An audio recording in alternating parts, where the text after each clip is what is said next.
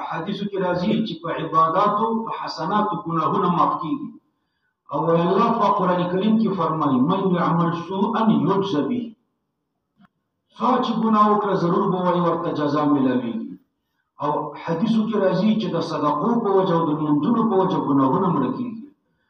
نو ګوره منکر حدیث ضرور منکر قران کریم کې د مغفرت لفظونه څو ځله راغلي دي د عفو لفظونه څو ډیر راغلي دي عفو مغفرت او دارنګه آیات کریمه کې الله پاک فرمایي د دې حدیث مضمون خو په آیات کې راغلی بلکې دا مضمون لا دومره ابلغ نه دی لکه څومره چې آیات ابلغ دی ان الحسنات یذهبن السیئات دا آیات دی بشکه نیکی چې دي دا ډیر لري کوي ګناهونه نو ګناهګار د ګناهونو نه ډیر لري کوي قران کریم کې د استغفار او د توبې او د عفو آیاتونه څومره ډیر دي والصدقه تطفئ الخطيئه كما يطفئ الماء النار وصلاه الرجل في جوف الليل او بل دروازه د خیر لمونځ د سړي دی في جوف الليل ومنځ د شپې کې وصلاه الرجل في جوف الليل دا مبتدا د خبر ورته مقدر دی چې کذالک ده یعنی کذالک تطفئ الخطيئه دا د تهجد المنظم ګناهونه مړ کوي في جوف الليل دا قید زکه ولګولو چې د تهجد المنظم د ریا نه خالی وي په دې کې ریا نه څوک دی نه ګوري خو بعضې بدبختان داسې وي چې د شپې تهجد وکړي سهار بل ملګري ته وایي چې زه د شپې را پاڅېدلی وم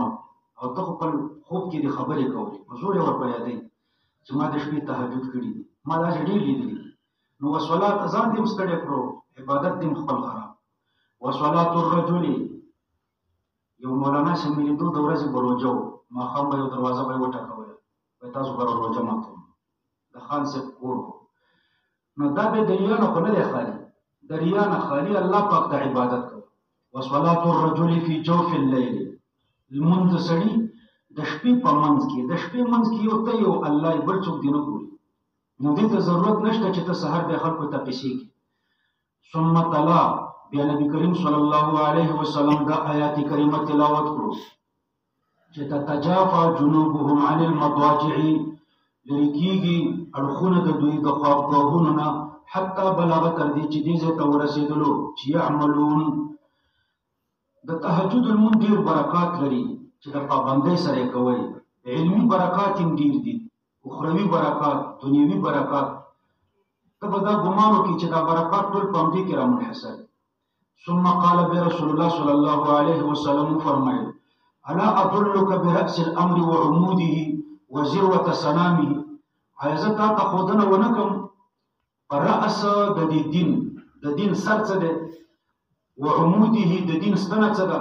وذروه سنامه بلندي د بوکانې څه ده دا درې شیان درته ونه ښایم قلت بلا یا رسول الله ما ورته ویلي چې راته ویې ښایه ای د الله نماینده صلی الله علیه وسلم رسول په معنا د نماینده سره پیغام رسونکی قال نبی کریم صلی الله علیه وسلم ورته وفرمیل چې رأس الامر د امر نه امر د دین مراد دی سره د پاره د امر د دین د اسلام دی نو لکه د جسم مدار چې په سر دی دارنګې د دین مدار په توحید او په رسالت باندې دی رأس الامر الاسلام الله ته غاړه ایښودل دي وعموده الصلاة او ستنه د دین هغه لمونځ دی نو ګوره د ستنې نه بغیر خیمه په خپل حالت اصلي نه پاتې کېږي بلکې شړته ستنه چې نه یې را پرېوتې وي راغورځي